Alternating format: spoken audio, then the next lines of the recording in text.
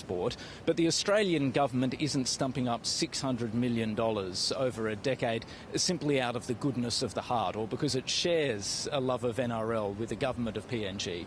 There is undeniably a strategic element to this. Now, neither Anthony Albanese or James Marape were keen to get into this during the press conference, but the ABC has been told that there is a parallel agreement that has been signed between both countries on strategic issues.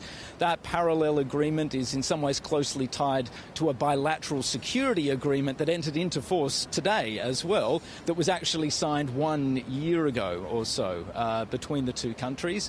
Now, what that agreement says exactly is not being made public.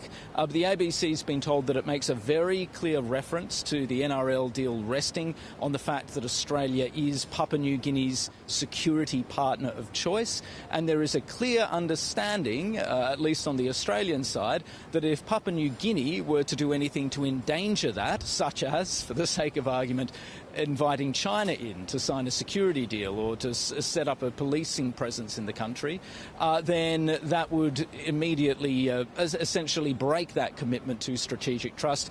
And Australia, under the terms of the agreement, has the ability essentially to pull the plug then on the NRL team and the funding that comes with that, which would see most likely the entire enterprise collapse. So Australia believes, rightly or wrongly, that it has got an awful amount of leverage here.